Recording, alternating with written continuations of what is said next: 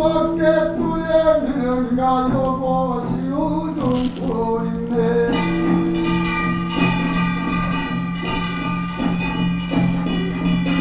이내 한말 들어보 인간 세상에 나온 사람이 자놀루나 누나 어령이 되고 걱정대로 인자들 용할게냐고 울고 다니는 자라 아버님 장뼈를 밀고 부모님 전사를 타고 세상님 전 복을 빌어 실성님 전 영을 타고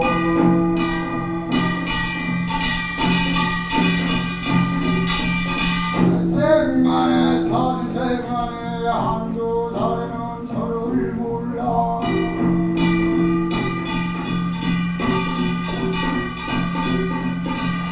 온공 모르다가 이 삼세벌 향하여도 애달고 전통안에 부모 불공 먹을 소냐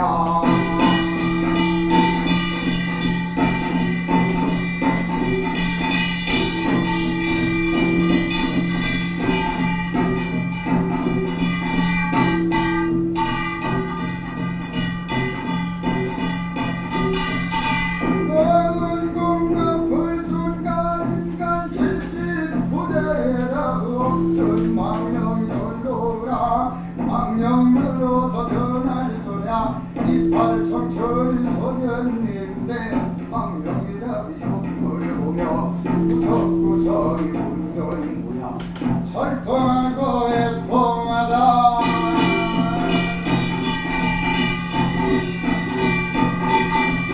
할 일 없다 할 일 없다 공화는 백발이 되었으니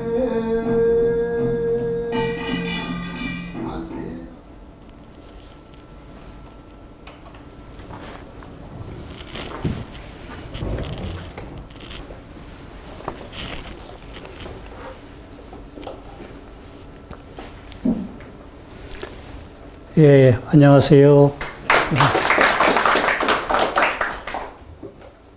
오늘 도입 영상으로 준비한 거는 신화의 다양한 표출 형태, 그러니까 인류 역사에서 신화가 어떤 식으로 표출되어 왔나라고 하는 걸 이제 이미지로 보여드리고서 그 배경음악으로는 이제 이광수의 회심곡이었습니다. 그러니까 자고로 인간이 역사를 이룬다라고 했을 때 그 역사 속에는 하늘과 땅, 그 다음에 신적인 것과 죽을 자로서 인간, 이 넷이 포함이 돼야지 역사가 이루어진다고 합니다. 그러니까 신적인 것이 항상 인간의 역사 속에는 있어 왔습니다. 지금 우리는 신이 죽은 그런 세상 속에 살고 있는지 몰라도 그래도 여전히 신적인 것은 우리 가까이 있습니다. 그래서 마지막 이미지에서 보여드렸듯이 다양한 영화들 속에서 우리는 신화를 즐기고 있어요. 다양한 게임 속에서도 우리는 신화가 표출되고 있는 것을 알 수가 있죠. 예, 오늘 제가 다루려고 하는 것은 이제 성스러움과 영성, 우리 시대 하느님과의 소통 방법, 이렇게 제목을 잡아봤습니다. 줄여서 말한다면은 한국인의 하느님 소통법, 이렇게 말씀을 드릴 수가 있겠습니다. 오늘 다루려고 하는 것은 이제 동서양의 대화를 통한 통합적 신관 논의의 필요성. 우리 시대에 이제 특정한 문화권에서 가지고 있는 신관을 유일한 신관이라고 해가지고 그거를 고집해서는 지금 세계에서 일어나고 있는 종교전쟁이 그칠 수가 없습니다. 그래서 바로 그거를 우리는 해결하기 위해서 통합적 신관 논의의 필요성을 느끼고 있다라고 하는 거죠. 누구는 또 그럴 수도 있죠. 이제 뭐 신은 존재 증명도 안 되고, 그러니까 존재하지 않는 거 아니냐.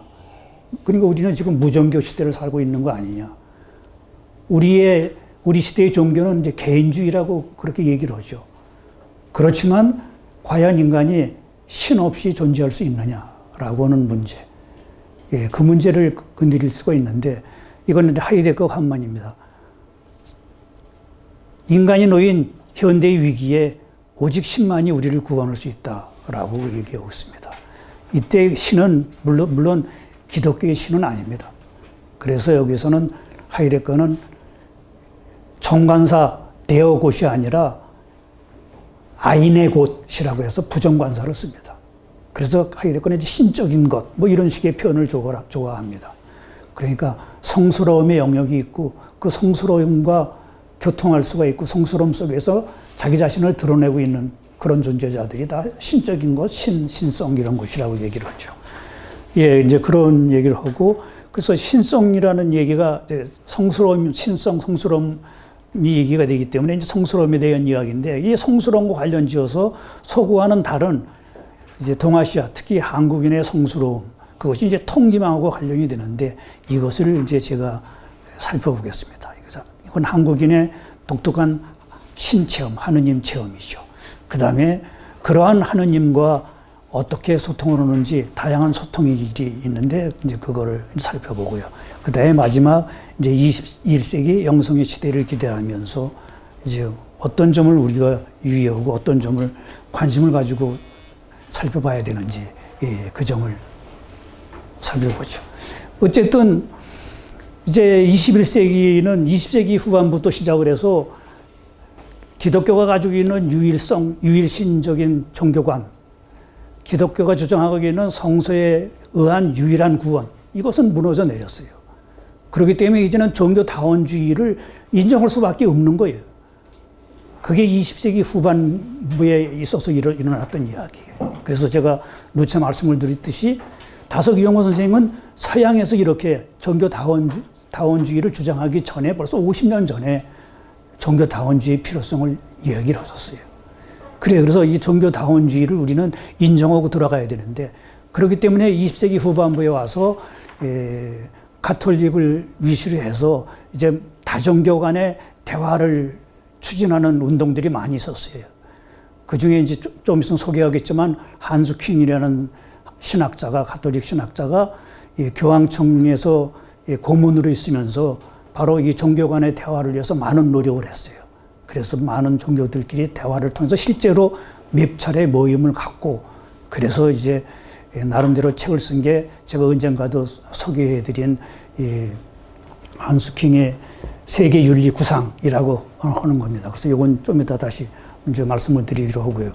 어쨌든 이렇게 20세기 후반부부터 시작해서 서구의 종교, 동아시아의 종교, 어쨌든 세계의 종교 간의 어떤 대화, 토론이 있었던 거죠.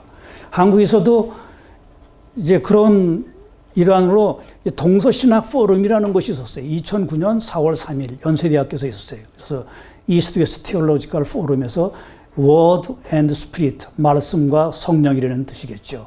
그 다음에 Truth and Perspective, 진리와 그 관점들, 다양한 관점들이라고 하는 것을 해서 그때 발표한 글들, 그것이 2014년에 영문판으로 발간이 됐어요. 그래서 영문판으로 이렇게 Word and Spirit라고 발간이 됐는데 오늘 발표할 내용은 제가 여기서 발표한 제 영문판 글을 한글판으로 소개한 겁니다. 그러니까 오늘 여러분들이 읽어보시는 거는 이거에 대한 한글판입니다. 영어로는 제가 Holiness and Spirituality, How to Communicate with God in the Age of Globalization 이라고 하는 영문으로 발표를 했었던 것을 제 한글로 번역을 해서 한국 학술계도 실었고 그걸 여러분들한테 한 겁니다. 그래서 오늘 이제 발표할 내용은 바로 여기서 발표했던 내용입니다. 그래요. 이제 지금 말씀을 드렸듯이 지금 이제 동서양의 대화를 통한 그런 다양한 신관들을 논의할 필요성이 생긴 거죠. 자고로 철학의 영원한 주제. 그래서 구원의 철학이라고 그러죠. 영원한 주제는 뭐냐면은 신, 그 다음에 세계. 그 세계가 이제 자연도 되고 우주도 되죠. 그 다음에 인간. 이게 영원한 주제예요. 이미 아리스토텔레스가 철학은 그것에 대한 연구다라고 했는데 20세기 들어와서 야스파스도 똑같이 야스파스가 펴낸 철학이라는 책에 이 세 주제가 세 권의 책으로 다시 등장을 해요. 그 정도로 2500년의 역사에 변하지 않는 철학의 주제인 거죠. 그래, 그렇기 때문에 말씀드렸듯이 거기에는 신관, 그 다음에 자연관, 우주관, 그 다음에 인간관, 이런 것들이 있어요. 그런데 제가 누차 강조하고자 하는 건 그거예요. 우리는 애초에 철학이, 형이상학이 서양에서 수입해 들어온 거기 때문에 이것을 배우는 한 서양 거를 그냥 갖다가 익혀가지고 우리가 전파하는 것으로 그렇게 생각을 해온 거예요. 근데 그건 오해다 이거죠. 지금 말씀드린 신관, 우주관, 인관관은 서양에도 있었고 동아시아에도 있었던 거예요. 근데 우리가 가지고 있는 신관, 인관관, 그 다음에 우주관은 쌍그리 지워버리고 서양 거를 갖다가 지금 우리는 전 세계에서 통용되는 거니까 그것을 따라야 된다라고 전파하고 있는 거예요.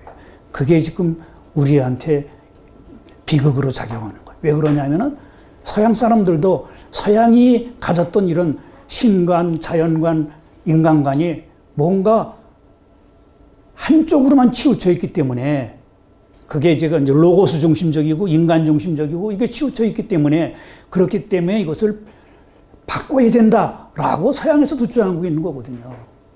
그렇기 때문에 이성 중심적인 아닌, 인간 중심적인 아닌, 존재자 중심적인 아닌 그런 신관, 인간관, 우주관을 서양에서도 찾고 있는 거예요. 그것이 표출된 게 이제 탈근대 철학이라고 하는 철학의 흐름으로 표출이 된 거예요. 그렇기 때문에 그러면 어떻게 되겠어요? 지금 다른 문화권에서 가졌던 다양한 차원의 이러한 신관, 우주관, 자연관, 인간관이 제 역할을 해야 될 때예요.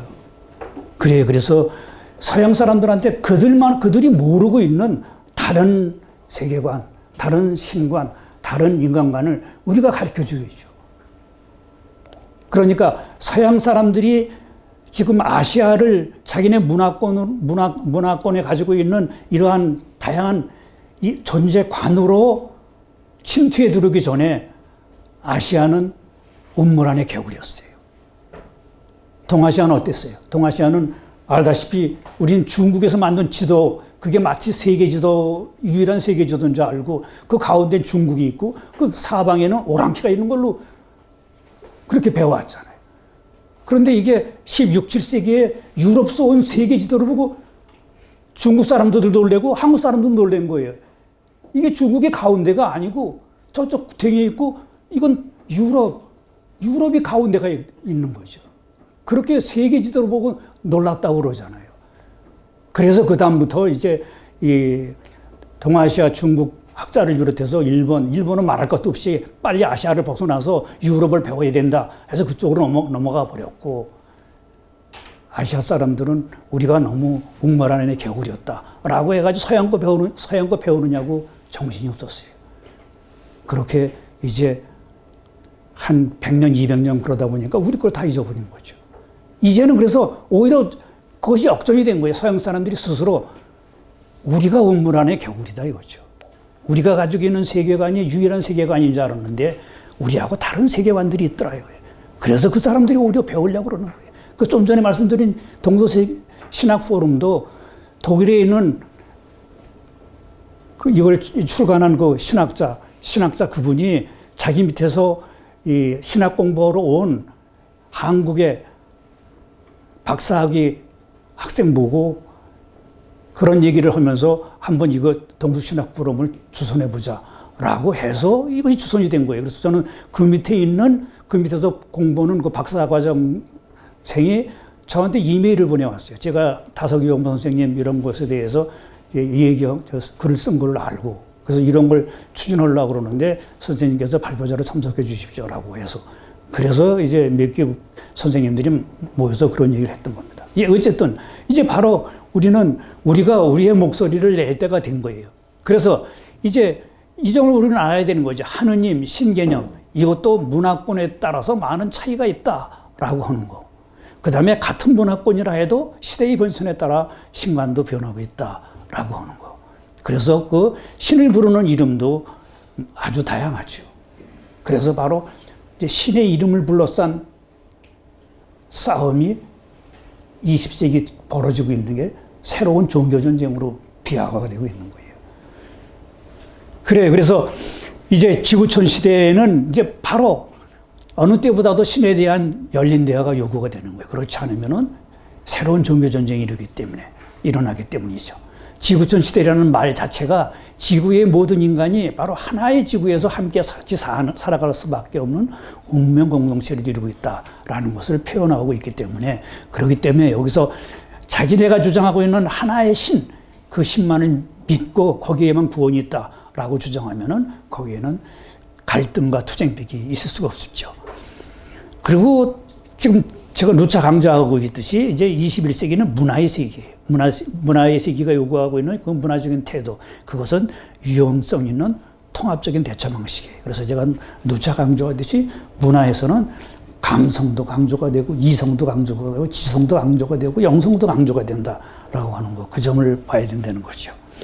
이렇게 달라진 시대에 달라진 세계에 사는 현대인에게는 현대의 이해의 지평에 맞는 그런 신관 또는 신개념이 필요한 거예요.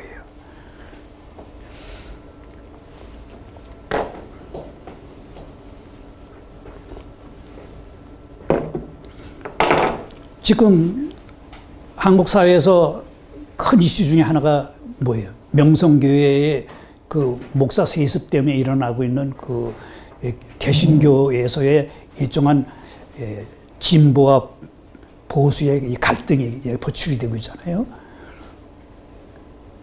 거기서도 바로 이러한 그 믿음을 둘러싼 논쟁이 벌어지고 있어요. 그래서 우리는 다시 한번 그러한 이제 신적인 것에 대해서 새롭게 생각을 해봐야 돼요. 다양한 문화권에 다양한 신관이 있고 그에 따른 신앙과 가치관이 있음을 인정하고 출발해야 된다고 봅니다. 신에 대한 통합적인 논의가 필요한 이유고, 그것이 제가 말씀드렸듯이 20세기 후반에 이제 몇몇 서양의 지식인들 사이에서 표출이 됐고, 그것이 실제적으로 이제 많이 이루어져 왔어요. 이제 하이데거는 이제 이미 그러니까 20세기 후반 1945년 2차 대전 이후에 계속 그런 걸 주장했죠. 오직 10만이 우리를 구원할 수 있다라고 하는 그 유명한 말을 한 것이 이제 하이데거이기 때문에, 하이데거는 그렇게 로고스 중심, 이성 중심, 인간 중심의 세계관이 아울러 거기에서 또 존재자 중심의 존재 이해가 신에 있을 성스러움의 자리를 제거해서 신을 우리의 일상생활 세계에서 쫓아냈다고 말합니다. 그래서 떠나버린 신을 다시 모셔오려면 무엇보다도 성스러움의 영역을 마련해야 한다고 주장합니다. 그리고 성스러움을 경험할 수 있기 위해서는 존재자가 아닌 무와의 관계를 맺을 수 있는 그런 새로운 지평이 요구된다고 이야기합니다. 그래서 하이데거는 형용사학이란 무엇인가라고 하는 조그만 소책자에서는 인간을 뭐라고 규정하냐 하면 무의 자리지기, 무를 지키는 존재가 인간이다라고 얘기를 해요. 그래서 바로 여기서 저는 바로 다석 유형무 선생하고 통한다 이거죠. 서양에서는 여태까지 철학, 학문은 오로지 존재하는 것, 존재에만 관심을 뒀는데, 하이데거는 이제 그러한 이성 중심, 존재 중심의 태도에서 벗어나서 무를 대해야 된다라고.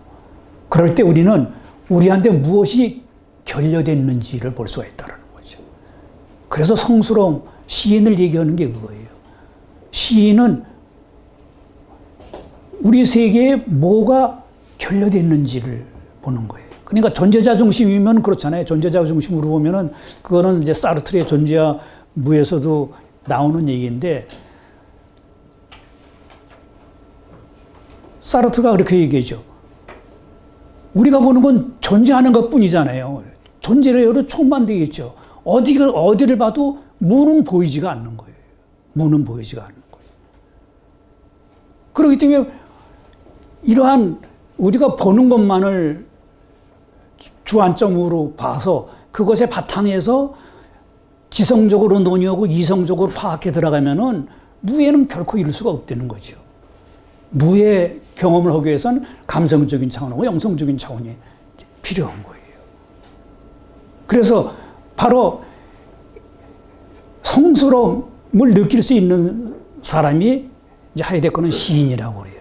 시인은 우리 시대에 이 존재하는 것으로 넘쳐나고 기술과 과학, 문명, 첨단 과학 이런 것들이 판을 치지만 그 속에서 우리가 무엇이 결여되어 있기 때문에 우리 사회가 온전치 못하다라는 것을 깨닫는 사람은 시인이라는 거죠. 그래서 하이데거는 헬덜린 시인을 좋아하는데 헬덜린 시인을 이제 궁핍한 시대의 시인이라고 그래요. 궁핍한 시대의 시인. 궁핍하다.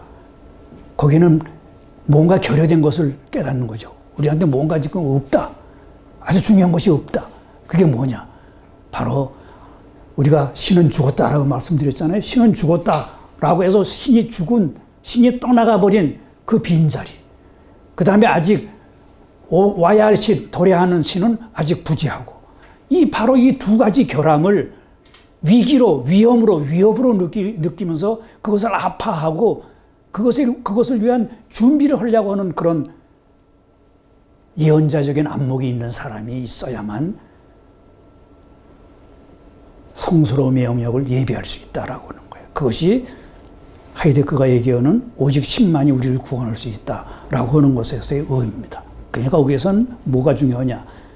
바로 없음, 무를 경험할 수 있는 그것이 중요한 거예요. 그래서 이제 조금 이따 제가 말씀을 드리겠지만 바로 한국인은 그 무공허를 더 중요시했다 이거 전제보다는. 그리고 그것을 나름대로 자기의 하느님 관에다가 넣은 사람이 다섯유영모 선생님이라 이거죠. 예, 지구촌 시대를 지배하고 있는 삶의 논리는 이렇게 존재하는 것 중심으로 이루어지고 있는 것이죠. 기술과 과학, 자유민주주의, 자본주의, 시장경제 이것은 다 존재하는 걸 중심으로 그것을 가지고 어떻게 우리가 잘 지배하고 그 다음에 잘 요리해서 인간이 욕구하는 거, 필요하는 걸 만들어서 많이 소비시키게 하나라고 하는 그런 데만 치중을 한다는 거죠. 그러다 보니까 빈부의 격차는 갈수록 심해지고 자연의 황폐화는 갈수록 가속화되는 거예요. 그래서 지금 어떻습니까? 빈부의 격차는 계속 더 심해지는 거예요. 지금 첫 번째 주자가 한국이라는 거잖아요. 미국보다도 더 심한 데가 한국이라고 그러잖아요. 그리고 자연의 황폐화. 이것도 우리는 이 한반도라는 게 얼마나 조그매요. 중국이나 미국은 땅덩어리나 넓어가지고 쓰레기 버릴 때나 많죠. 우리는 쓰레기 버릴 때도 없어요. 그런데 이 좁은 한반도를 온통 쓰레기로 채우고 있잖아요. 그렇기 때문에 딴 데 서양에서 땅덩어리가 넓은 그 미국이라든가 그 다음에 중국이라든가 러시아 거기서 하고 있는 그런 식의 생활 패턴을 가지고는 대한민국은 일찌감치 잘못하면 쓰레기통이 되어버리는 거예요. 그렇기 때문에 무엇보다도 우리한테는 더 심해지는 거죠. 빈부의 격차, 그 다음에 자연의 황폐화 이것을 막아야 되는 거예요. 그래요. 그래서 지금 이 기아, 전쟁, 그 다음에 테러 이것이 바로 어떻게 보면은 너무 존재하는 것, 눈에 보이는 것만 강조하다 보니까 그렇게 된 거예요. 이제 두 번째 장으로 넘어가서 하이데거가 얘기하는 오직 신만이 우리를 구원할 수 있다라고 하는 말의 배경을 한번 살펴보면 칸트가 이성을 세 가지로 나눠서 얘기했어요. 이성에는 이론적 이성이 있고 실천적 이성이 있고 그 다음에 미적 이성이 있다. 이 세 가지. 그런데 그 뒤로 실증주의와 이 과학주의에서는 여기서 실천적 이성, 미적 이성은 빼버리고 이론적 이성만이 참다운 합리성이라고 간주하고 두 가지 이성은 이제 합리성에서 이제 배제를 해와요. 20세기 들어서서 후반부에 하버마스는 이 칸트의 세 가지 이성을 다 포함하고 함축하는 넓은 의미의 이성을 제안하면서 그것을 의사소통적 이성, 의사소통적 합리성이라고 이름을 합니다. 이제 하이데거의 영향을 이제 받아서 그렇게 얘기를 하고 이제 다른 말로 또 이제 생활세계적 이성이라고도 얘기를 하죠. 그래 이제 의사소통적 이성이다라고 했을 때 여기서는 그래도 여전히 의사소통이 뭘로 이루어집니까? 말로 이루어지죠. 그렇기 때문에 이제 언어 중심적인 차원이 있습니다. 이제 오직 신만이 우리를 구원할 수 있다라는 것을 어떻게 보면은 그 성스러움을 찾아내기 위해서 이제 열심히 뛴 사람이 좀 전에 제가 소개해드린 한스킹입니다. 한스킹이 한 유명한 말은 종교 평화 없이 세계 평화 없다라고 한 유명한 말입니다. 지금 현대 세계의 평화가 없는 것은 종교 평화가 없기 때문에 그렇다 이제. 근데 종교 평화가 왜 없느냐? 종교 간에 대화가 없는 거예요. 종교 간에 대화는 없이 그냥 충돌, 대결, 투쟁. 그러다 보니까 테러, 반테러 이것이 악순환이 이루어지고 있는 거예요. 말씀드렸듯이 여기 세계윤리구상이라고 하는 책을 한스킹이 냈는데 이 내용을 이제 간단하게 제가 한번 정리를 해보겠습니다.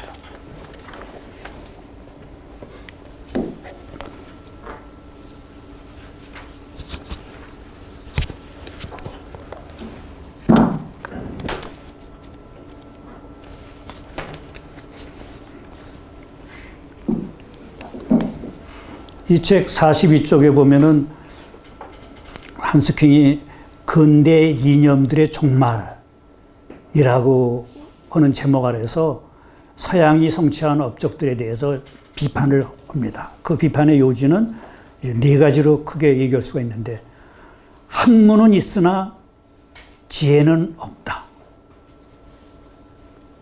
그냥 학문, 과학은 있는데 어떻게 보면 삶을 위한, 보다 나을 삶을 위한 지혜는 없다. 그 다음에 기술은 있으나 정신적 에너지는 없다.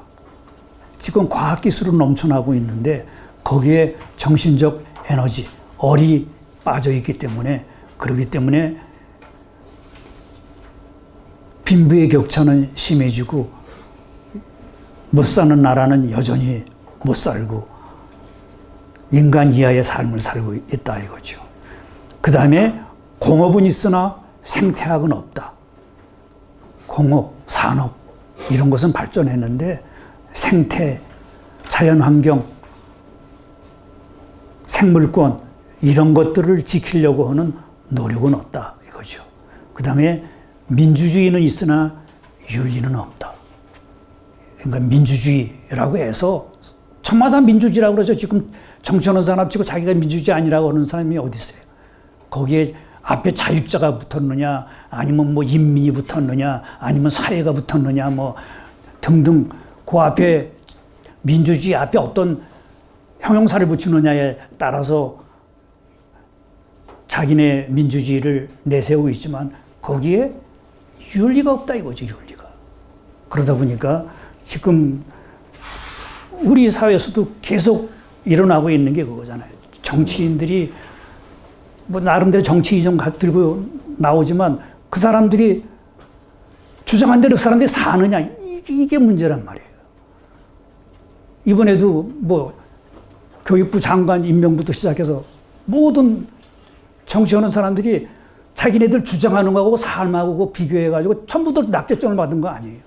그럼에도 불구하고 그래도 그 사람이 딴 사람보다 낫다라고 그래가지고 그 사람들도 시키고 있는 거란 말이에요.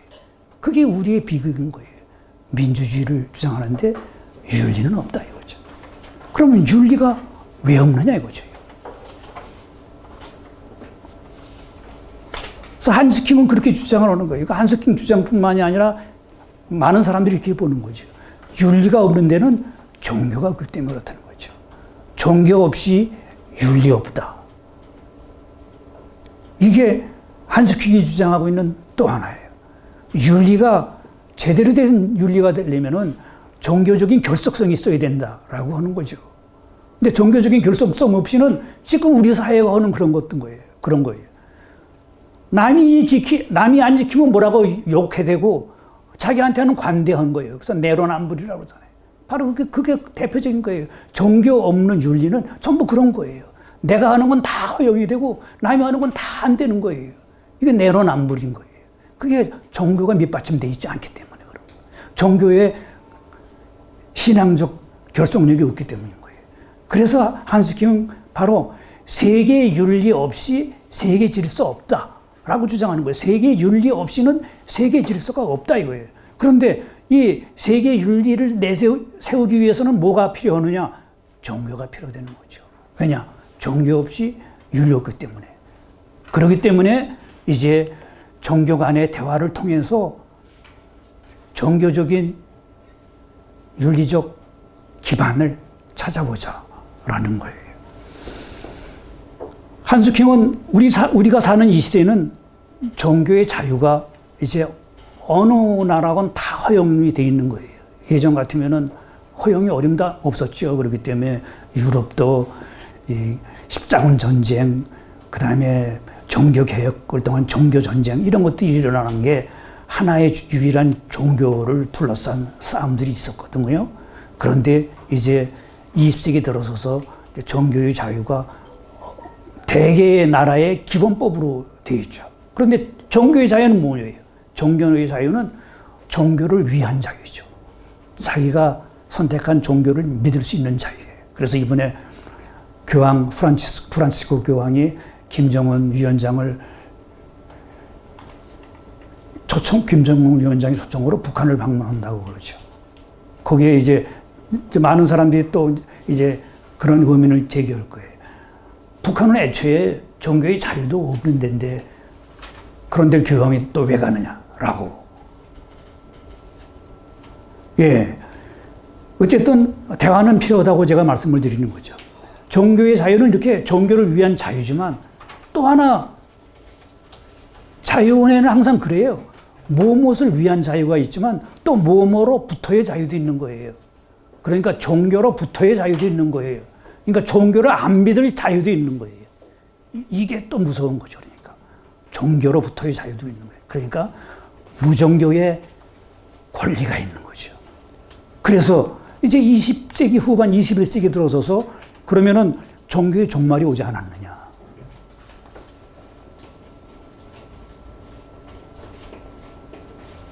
그런데 과연 그런지 설문조사를 해봤어요. 20세기 말경에 설문조사를 해봤더니 1987년에 미국인들을 대상으로 한 설문조사에 미국인의 94%가 신의 존재를 인정한다고 했대요. 그 다음에 1989년에 독일을 조사했더니 독일인의 70%가 신의 존재를 믿었다고 그래요. 그 다음에 1990년에 영국을 조사했더니 영국은 4분의 3, 그러니까 75%가 초자연의 존재를 믿는다고 그랬대요. 그러니까 종교로부터의 자유를 인정했다고 그래도, 그러니까 무종교의 권리를 인정했다고 그래도 지금 보시다시피 거의 4분의 3은 초자연적인 존재, 신적인 존재, 성스러움에 대해서 그 신비스러워짐을 인정하고 있는 거예요. 그렇기 때문에 바로 이것을 바탕으로 해서 이제 세계 종교가 윤리를 위한 노력을 해야 된다라고 한스킹은 주장을 하는 거예요. 그래서 한스킹은 세계 종교들이 힘써야 할 윤리적인 조망으로서는 뭐가 있느냐. 거기서 해야 될 것은 우선 6가지로 한스킹은 지적을 하고 있어요. 인간의 복지를 위한 윤리여야 된다라고 하는 거. 그 다음에 기본적인 인간성을 최대한 보장해주는 그런 윤리여야 되고, 그 다음에 중용이라는 합리적인 길을 가야 된다라고 하고, 그 다음에 황금률을 따라야 된다. 그러니까 황금률이라고 하는 것은 동서양 어디나 다 통하고 있는 거죠. 그러니까 공자는 뭐라고 그랬어요? 내 자신이 원하지 않는 바를 다른 사람에게는 행하지 마라. 이게 황금률이고, 이거는 기독교, 유대교 다 있는 거고, 칸트는 바로 이러한 황금률에 비추어 가지고 윤리 강령을 만들어내거든요. 예, 이렇게 4가지가 바탕이 돼서 우리는 윤리적인 동기들을 찾아야 되고, 그 다음에 의미 지평과 목표 설정을 해 나가야 된다라고 한스킹은 주장을 하고 있어요. 그래서 이제 한스킹은 말씀을 드렸듯이 교황청에 이제 자문으로 있으면서 1970년에 평화를 위한 종교들의 세계대회라는 것을 개최를 합니다. 일본 교토에서 열린 대회인데 평화를 위한 종교들의 세계대회라고 하는 어떻게 보면 이제 첫 번째 범종교적인 종교대회라고 볼 수가 있어요. 여기에 이제 세계 사회에 봉사하는 세계 종교의 세계 윤리라고 하는 주제로 이것을 했어요. 예, 그것에 대한 자세한 내용, 그 선언문이 있는데 그 선언문은 관심 있으신 분들은 이 책을 한번 읽어보시면 되겠고요. 이렇게 해서 이제 그 뒤로는 이제 여기는 범종교이기 때문에 기독교, 유대교, 뭐 이슬람, 그 다음에 불교 모든 종교 사람들이 다 모이다시피 했어요. 그 다음에 이제 기독교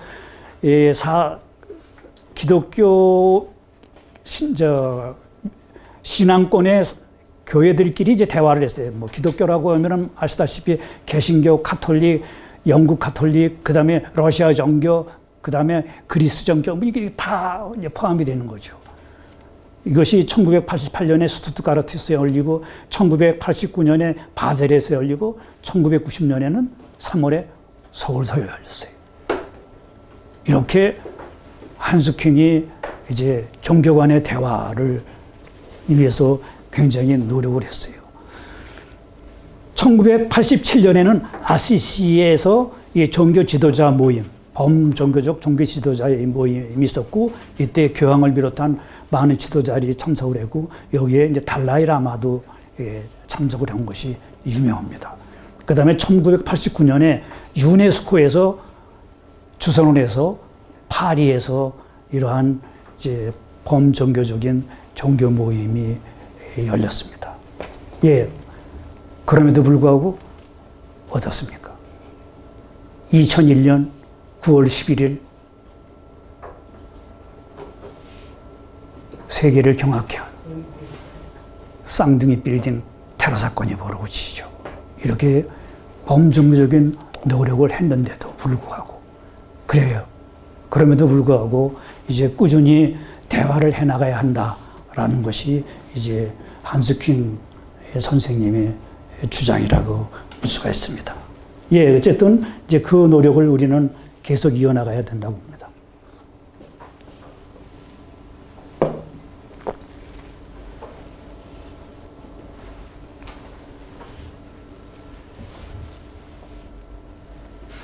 예, 그러면은 그 다음 이제 세 번째 장으로 가서 이제 통빈과 성스러움, 한국인의 신체험. 그러니까 한국 사람이 가지고 있는 신체험, 하느님 체험은 서양 사람들이 가지고 있는 그거하고는 차원이 틀리다. 서양 사람들은 애초부터 이 플라톤도 그렇고 아리스토텔레스도 그렇고 아리스토텔레스가 대표적인 사람이죠. 신은 뭐냐? 신은 제일 원인. 모든 원인을 거슬러 올라가서 제일 꼭대기.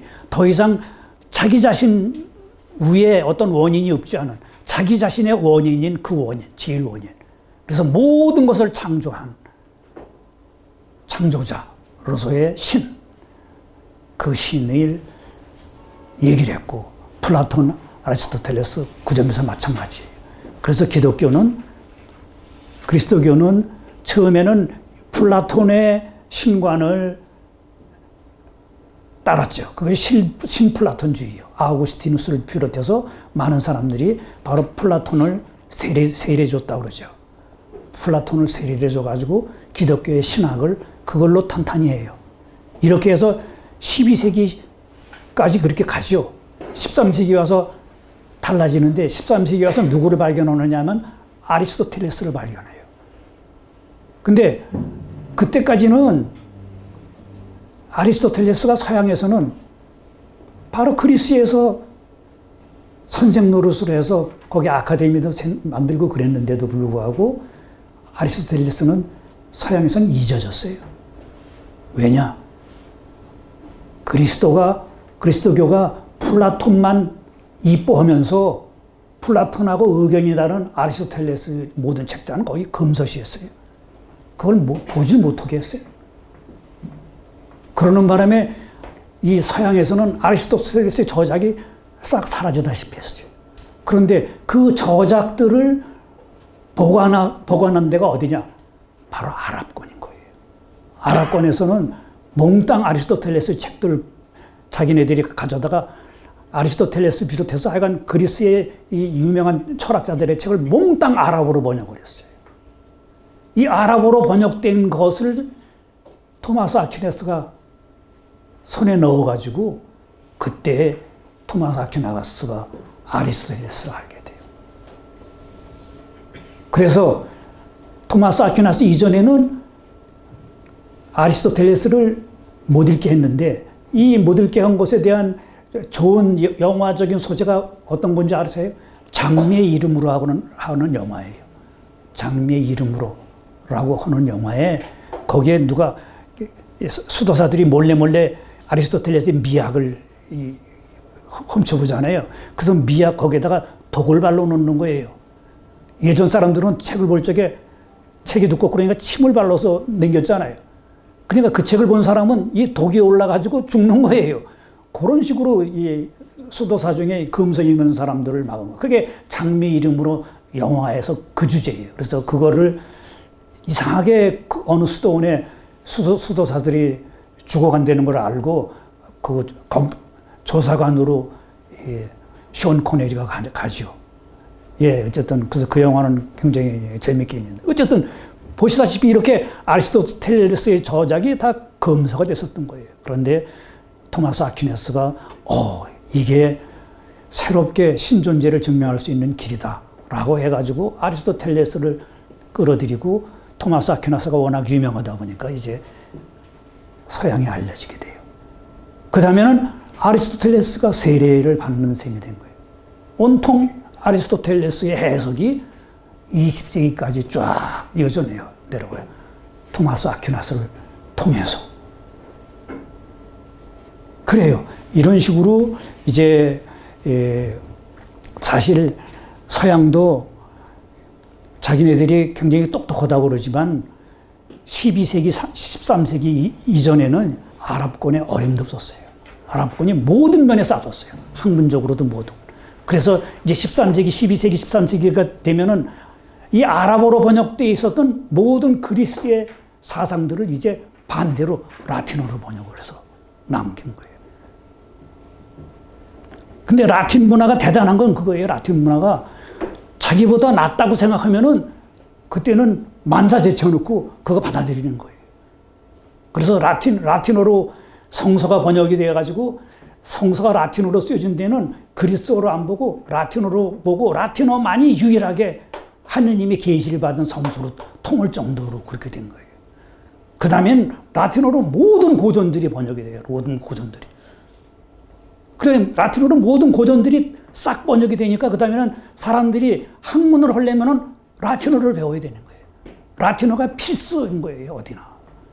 그래서 유럽은 아직도 인문학을 전공을 하려면은 반드시 배워야 할 게 두 가지 중에 하나를 택해야 돼요. 라틴어를 필수로 택하든가 그리스어를 필수로 택하든가. 이걸 해야만 인문계의 박사과정에 등록을 할 수가 있어요. 저는 다행히도 제가 가톨릭 신학대학 그 다음에 성신고등학교로 다녔기 때문에 라틴어를 꽤 오래 배웠죠.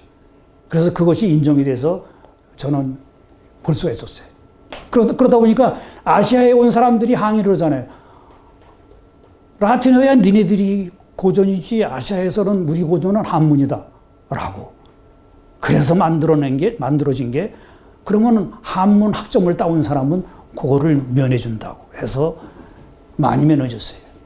근데 면해준 건 좋지만 그럼으로써 또 못 배우는 것들이 있죠. 그러니까 서양 철학을 배우려면은 라틴어 그리스어 모르고는 그 깊이를 제대로 배울 수가 없죠.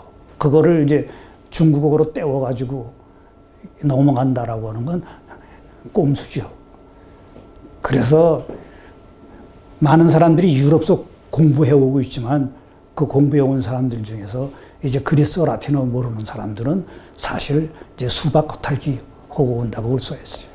이렇게 라틴어가 대단했던 것은 모든 고전들을 라틴어를 거쳐서 갈 수 있게끔 만들어 놓은 거. 거기에서부터 라틴어가 유일한 학술 언어로 통용이 되는 게 언제까지 통용이 되느냐? 종교 개혁까지 통용이 되는 거죠. 그래서 가톨릭은 어떻습니까? 성서를 라틴어로 번역된 것만 보게끔 만들었어요. 근데 라틴어를 읽을 수 있는 사람은 누굽니까?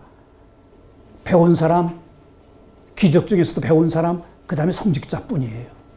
그러니까 일반 대중들은 라틴어를 모르니까 성서를 알 수가 없는 거죠. 그러니까 성직자를 통해서 간접적으로 이제 설교를 듣고 강론을 들어야 됐던 거죠. 이거를 깨트린 사람이 누구예요? 마틴 루터인 거죠. 마틴 루터가 이제 라틴어가 아닌 독일어로 성서를 번역을 한 거죠. 바로 그래서 마틴 루터로부터 시작해서 언어혁명이 시작이 되는 거예요. 이제는 라틴어에서부터 벗어나자라고 하는 거. 라틴어에서부터 벗어나자. 그것을 이루기 위해서는 제일 먼저 누구가 노력을 해야 되냐면은 학자들이 노력을 해야 되는 거죠. 학자들. 그러니까 시인, 문학자, 소설가 이런 사람들이. 그래서 프랑스에서는 바로 신구 논쟁이라고 해가지고 이 1500년경에 시인들이 들고 일어난 거예요. 시를 우리는 불어로 써야겠다라고. 근데 그 당시 학자들하고 기존의 보수주의자들은 야, 무슨 말이냐. 프랑스 말로 이게 시가 되느냐. 이랬어요. 프랑스 말로는 시를 쓸 수가 없다라고 주장을 한 거예요. 그러니까 오늘날 사람들이 다 웃겠죠. 프랑스 말이 가장 문학적인 말이라고 그러는 방법이니까요. 그 정도로 그때는 그랬던 거예요. 그런 거를 이제 근대화가 진행이 되면서 모든 민족들이 자기 민족어로 이제 학문을 하기 시작했어요. 그러니까 그 사람들이 제일 먼저 한 게 뭐예요? 제일 먼저 한 게 자국어로 모든 그리스어, 로마어, 라틴어로 되어 있던 모든 고전들을 자국어로 번역해서 펴내는 거예요. 거기에 온갖 노력을 다 들인 거예요. 미국은 거기에 아직 끼지도 못했죠. 영국에서 일어났고, 프랑스에서 일어났고, 그 다음에 독일에서 일어났고. 여기서는 아직도 그걸 하고 있어요. 아직도 그걸 하고 있어요. 그래서 제가 알기로는 프랑스에서 유학하고 있는 제자 중에 한 학생이 아주 언어의 천재예요. 학부생으로 있으면서 독일어 술술하고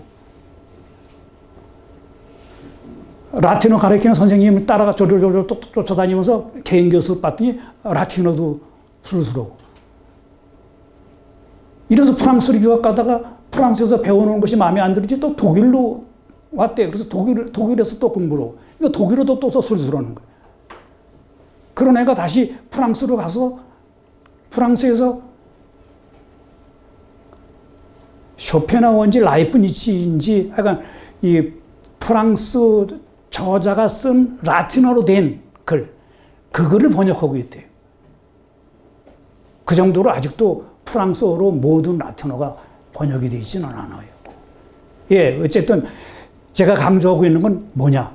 이렇게 학문의 토대가 제대로 서고, 그 다음에 우리가 세계인들과 대화하려면은 인류의 고전들이 우리말로 접근 가능해야 된다는 거예요. 그러니까 서양에서는 그게 16세기, 17세기 이후 계속 300~400년 동안 이어져 온 거예요. 그런데 우리는 우리말로 서양 고전들 접할 수 있는 게 1% 정도나 될까요? 그렇죠. 동아시아의 고전들, 그거는 그래도 좀 꽤 됐을 거예요. 그렇지만 한글로 된, 한문으로 된 우리의 한민족의 역사부터 시작해서 그 예전에 선비들이 했던 그런 글들, 이게 한글로 전혀 번역이 안 됐어요. 그러니까 우리의 주체적인 아까 말씀드렸듯이 신관, 세계관, 인간관이 있는 그런 학문을 만들어낼 수가 없는 거예요. 그게 우리의 비극인 거예요. 그게 우리는 아직도 이루어지지 않고 있어요. 그거에 관한 정부에서 진작부터 들고 일어났어야 되는 거예요. 그걸 제일 먼저 한 데가 말씀을 드렸듯이 일본인 거예요. 일본은 근대화하면서 아시아를 벗어나서 유럽으로 들어가자 해가지고 제일 먼저 한 게 이 번역총 만들어가지고 모든 중요한 저서들을 돈이 되든 안 되든 번역을 하고 있어요. 그래서 지금도 그것은 일본에서는 이어지고 있어요. 그래서 괜찮은 책, 유럽, 세계 어디에서 나왔다 하면 일본에서는 그것이 팔리든 안 팔리든 일단 번역해서 내요. 한 사람이 읽는 사람이 있어도 우리는 번역한다 라고 하는 그런 정신이 있어요. 근데 우리는 뭡니까? 우리는 아직도 전혀 번역을 안 하고 있습니다. 그게 우리의 이제 비극입니다. 예, 그러면 이제 하느님의 체험, 한국인의 이제 하느님의 체험은 서양하고 다르기 때문에, 그렇기 때문에 이 점에 대해서도 우리는 연구를 해야 되는데, 그 연구를 할 수 있는 우리나라들의 자료도 우리말로 접근할 수가 없으니까 아무나 할 수 없는 거, 그게 이제 비극인 거예요. 여기 이제 엘리아데라고는 저쪽 근동학자죠. 이 사람은 이렇게 얘기를 했습니다. 만일 유럽의 민족들이 더 이상 역사를 만드는 유일한 민족들이 아니라면 그들의 정신적 문화적 가치들도 더 이상 특권을 부여받은 것으로 남아있지 못한다. 하물며 의심의 여지가 없는 권위는 말할 것도 없다. 그러니까 여태까지는 유럽에서 만든 이 모든 것들이 역사를 만드는 유일한 것들이다 해서 그 가치가 유일하다라고 그랬는데, 이것이 20세기 후반에 오면 무너지죠. 무너지기 때문에 이제 유럽적인 가치, 그것이 유일한 가치로, 유일한 사상으로, 유일한 철학으로 통용이 돼서는 안 된다라고 하는 거예요. 아시아의 신성, 동아시아의 신성 타고르는 이렇게 얘기했습니다. 만일 그러한 파국이 인류에게 덮쳐 오직 하나의 종교만이, 또는 오직 하나의 문화나 철학만이 모든 곳에 차고 넘친다면 신은 그의 피조물들을 그러한 정신적 파멸에서 구하기 위해 두 번째로 노아의 방주를 마련해야 할 것이다. 무슨 얘기인지 알겠죠? 그러니까 인류의 문화, 역사, 철학, 종교가 유럽적으로 획일화가 돼버린다고 한다면 하느님은 또 한 번 홍수를 준비한다 이거죠. 그렇기 때문에 우리는 또 다른 노아의 방주가 필요하다 이거죠. 그 얘기는 뭐예요? 그러니까 우리는 지금 무엇보다도 필요한 건 종교 간의 대화다 이거예요. 그러니까 유럽 사람들이 계속 콧대를 내세워가지고 자기네 것만이 유일하다라고 해서는 안 된다라고 하는 거죠. 그 다음에 야스파스는 이렇게 씁니다. 모든 인간은 오직 자신의 역사적인 형태로서만 철학을 소유하고 있으며, 이 역사적인 형태는 그것이 참인한 그 자체 어느 누구의 소유가 될 수 없는 구원의 철학의 한 표현이다. 그러니까 자신의 역사적인 형태로서만, 자기네의 문화권에 고유한 표피를 띤, 그러니까 각 지방으로 된 그런 철학으로서만 철학을 할 수가 있고 그걸 소유하고 있는데, 그 역사적인 형태는 그것이 만약에 참이라고 한다면은 그거는 어느 누구의 소유가 아닌 인류의 구원의 철학이다라고 하는 거예요. 그러니까 이 얘기는 뭐예요? 바로 아시아에서, 동아시아의 한 나라인 한국에서 한국 문화의 어를 간직한 우리말로 된 철학의 형태, 그 철학의 형태가 만약에 그것이 참이라고 한다면, 그러면은 그거는 구원의 철학이 될 수가 있다라고 하는 거. 그러니까 지금 제가 말씀드리려고 하는 하느님과의 소통법, 그것이 바로 참인한 제대로 논거가 되어 있는 거고 실제로 그런 것이라고 한다면 그것은 구원의 철학이 될 수 있다라고 하는 거. 이렇게 야스파스는 철학에서도 꽤 통합적인 사람이었어요. 그래서 이 사람은 위대한 철학자들이라고 하는 두꺼운 책을 냈는데 거기에 진작, 공자, 노자, 부다 이런 사람을 다뤘어요. 그게 대단한 거예요. 제가 독일에서 공부했지만 독일에는 거의 아시아 사상에 대해서 아예 관심도 없어요. 그 사람들은 자기 철학에 대한 자부심이 있는 거죠. 자기 철학, 자기네 독일 철학, 그거는 그리스, 로마를 거쳐서 자기네한테 이어지는 그런 사람이다. 라고 그러는 거예요. 유럽적인 전통, 그것은 자기네가 보존하고 있다. 라고. 프랑스로 가면은 프랑스는 꽤 아시아 문화권에 대해서 관심이 꽤 많아요.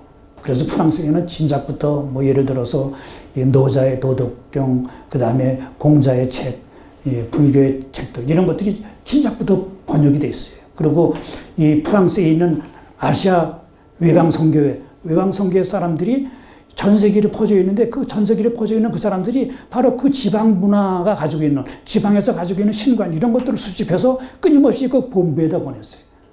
그래서 그 사람들이 한국에도 왔잖아요. 그래서 한국에서 온 한국의 것도 그 사람들이 자료해서 외방 선교에 보냈어요. 그래서 우리 한국 가톨릭 교회에 대한 것은 거기에 오히려 더 자료가 더 잘 돼 있는 거예요. 그 정도로 그 사람들은 이게 자료를 정리해서 보관하는데 뛰어난 거예요. 그런데 우리는 그런 면이 부족한 거. 이제 우리는 서양 사람들이 이렇게 얘기하고 있는 거, 우리는 그것을 제대로 알아야 돼요. 그래요. 그래서 그러면은 이제 다석유원부 선생이 한 이야기, 이것이 과연 이제 야스파스가 얘기하는 구원의 철학이 될 수 있는지 우리는 한번 살펴봐야 되는 거죠. 다석유원부 선생님은 이렇게 얘기를 합니다. 우주는 호대한 암흑이다.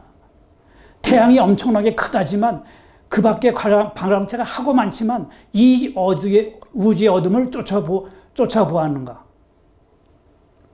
우주는 어둠이죠. 태양이 진 밤에 밤하늘을 보면은 별들이 좀 있죠. 그렇지만 얼마나 깜깜합니까? 그 호대한 암흑, 그것이 우주다 이거죠. 호대한 것은 흑암이요. 광채는 미미한 것이다. 특히 태양광선을 받고 나타나는 현상이란 더욱 극히 미약한 존재가 될 수밖에 없다. 라고 해서 이렇게 태양 중심인 서구의 문명을 꼬집는 거예요.